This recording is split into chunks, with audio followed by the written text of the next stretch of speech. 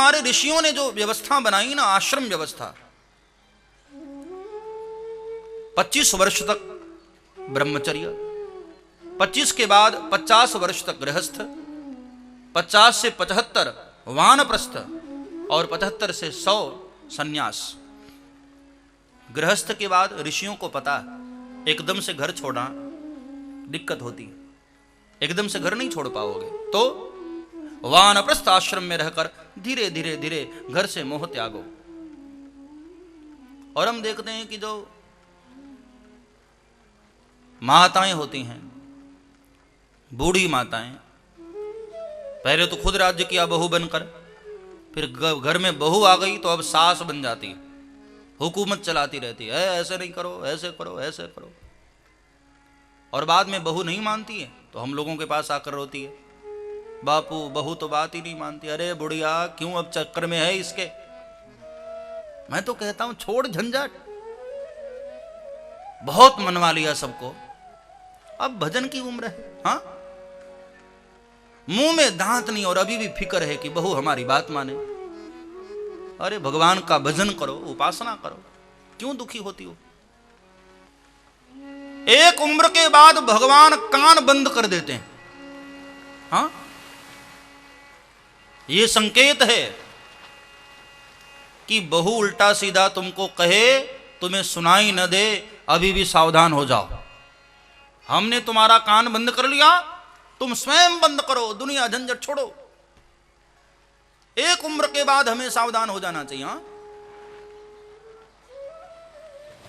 रहो दुनिया में यूं जैसे कमल रहता है पानी में, सावधान। अब धीरे धीरे धीरे वानप्रस्थ के बाद सन्यास कब आ जाएगा आपको पता ही न चलेगा। कच्चे फल को तोड़ोगे तो डाली में भी घाव रहेगा, फल में भी घाव रहेगा, इसलिए फल को पक जाने दो, पक जाएगा फल तो कब टूट जाएगा आपको पता ही न चलेगा। सन्यास के बाद कब, वानप्रस्थ के बाद सन्यास कब आ जाएगा आपको पता ही न चलेगा। लेकिन तैयारी तो करो। लोग सोचते हैं कि बूढ़े हो जाएंगे तो अपने आप वैराग्य आ जाएगा। हाँ, अरे जैसे जैसे जैसे इंसान बूढ़ा होता है ना, आशा तृष्णा और मजबूत हो जाती है। मैंने देखा कि बेटे से इतना प्यार नहीं, पोते से ज्यादा होता। हाँ, ये दादाजी लोगों का अनुभव होगा। जीवन भर काम धाम किए, जब बूढ़े हो गए तो अब नाती पोतों को गोद में लेकर के कंधे पर घुमा रहे हैं। तुम सोचते जरूर हो कि बुढ़ापे में वैराग्य आ जाएगा, लेकिन आदि गुरु शंकराचार्य जैसे महात्माओं के अनुभव हैं कि नहीं।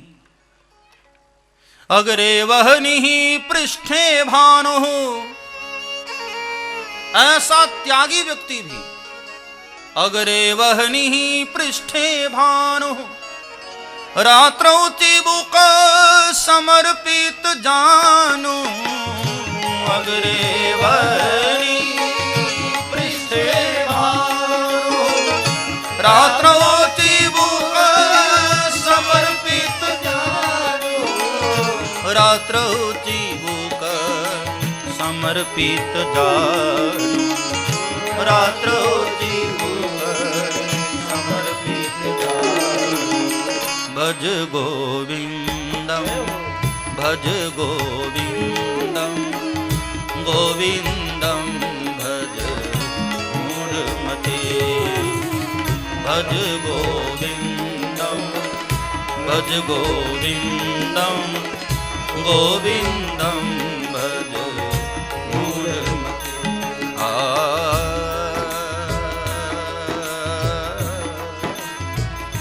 हे मूढ़मते गोविंद भज।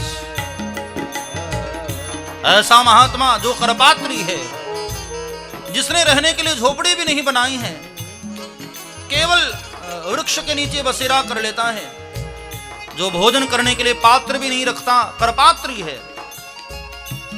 आगे अग्नि जल रही है, पीछे सूर्य की कड़क धूप है। ऐसा त्यागी महात्मा भी आशा तृष्णा से बच नहीं पाता है। उसको भी एक आशा होती है कि लोग मुझे त्यागी जी कहें। मेरे भाई, ऐसे त्यागी संत को भी जब आशा तृष्णा नहीं छोड़ती है तो डल्लभ के गद्दे पर सोने वाले, अच्छा अच्छा भोजन करने वाले हम संसारियों को आशा तृष्णा क्या छोड़ेगी। धीरे धीरे धीरे हमें सावधान होना चाहिए। जीवन का जो अंतिम भाग है वो परमात्मा को समर्पित करो। बहुत जी लिया आपने। राजा भरत वैराग्य लेकर के वन की ओर चले गए, लेकिन वहां उनके जीवन की एक ऐसी घटना है, वहां भगवान की उपासना करते करते एक भूल हो गई। एक मृग शावक के मोह में फंस करके 2 जन्म उनको ज्यादा लेने पड़े। जड़ भरत महाराज के चरित्र की कथा सुनाई और अंत में 28 प्रकार के नरकों का वर्णन किया है। धरती से 99,000 योजन नीचे दक्षिण की दिशा में 28 प्रकार के नरक हैं। और ये नरकों का जो वर्णन है भागवत के 5म स्कंद के अंत में, आप कभी पढ़ना। भागवत का जो हिंदी संस्करण आता है ना, आप उसको पढ़ना। ऐसा भयानक वर्णन है ना, रोंगटे खड़े हो जाते हैं महाराज सुनकर पढ़कर। सोचो जब कभी उन नरकों में हमको जाने का अवसर मिलेगा क्या स्थिति होगी। हर छोटे छोटे पापों का अलग अलग नरक है और वहां क्या क्या फैसिलिटी है, क्या क्या सुविधाएं हैं, वो मैं पूरा नहीं बताऊंगा, पढ़ लेना भागवत में। राजा परीक्षित के रोए कांप गए कि महाराज, 6वें स्कंद में आते ही राजा परीक्षित ने पूछ लिया कि महाराज यदि कोई व्यक्ति पाप कर लिया हो और नरकों में न जाना चाहता है तो महाराज कोई उपाय है। शुकदेव ने कहा कि हाँ, एक उपाय है। कर्मणा कर्म निर्हारणौ न ह्यात्यन्ति गयिष्यते अविद्यधिकारित्वात् प्रायश्चित्तम विमर्शनम। एक ही उपाय है, अपने किए हुए कर्म का प्रायश्चित्त करो। बोले महाराज प्रायश्चित्त कैसे करें? तपसा ब्रह्मचर्येण शमेन च दमेन च त्यागेन सत्य शौचाभ्याम यमेन नियमेन च। कई उपाय हैं प्रायश्चित्त करने के। तपस्या के द्वारा करो, ब्रह्मचर्य व्रत का पालन करके करो, स्वाध्याय के द्वारा करो। और शुकदेव ने कहा मुझे तो ऐसा लगता है राजन, सबसे बड़ा प्रायश्चित्त वो होता है अपने किए हुए कर्म पर पछताओ और आगे न करने का संकल्प ले लो, ये सबसे बड़ा प्रायश्चित्त है। और इसके साथ साथ यदि व्यक्ति ने एक बार भी दिल से रोम रोम से गोविंद का नाम ले लिया है ना, मरते वक्त यदि गोविंद का नाम जो वहां पर आ जाए तो स्वप्न में भी वो नरक नहीं जा सकता है। ये भगवान के नाम का प्रभाव है। सकृन् मनः कृष्ण पदारविन्दयोः निवेशितं तद्गुणरागयैरिह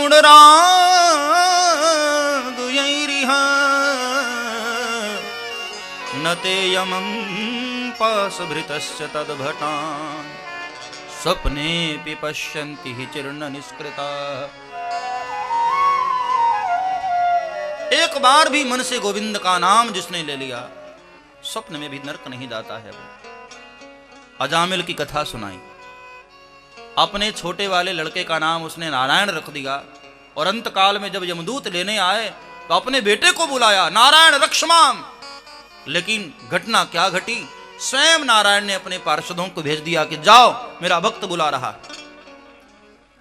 यमदूतों ने पार्षदों से कहा महाराज आपको कंफ्यूजन हो रहा है, ये आप वाले नारायण को नहीं बुलाया है, अपने बेटे को बुलाया है इसने। भगवान के पार्षदों ने कहा भले आदमी, अब नाम किसी का भी रख दिया जाए नाम की महिमा थोड़ी कम हो जाती। हाँ, अब अमृत को मिट्टी के पात्र में पियो या चांदी के पात्र में पियो, अमृत तो अमर करेगा ही ना। भगवान का नाम इसने मरते समय लिया है, भले ही अपने बेटे को बुलाया है लेकिन नाम नारायण का है, इसलिए नाम का फल इसको प्राप्त होगा, ये नरक में नहीं जाएगा। नरक जाने से अजामिल बच गया। फिर आगे दक्ष महाराज के वंश का वर्णन किया।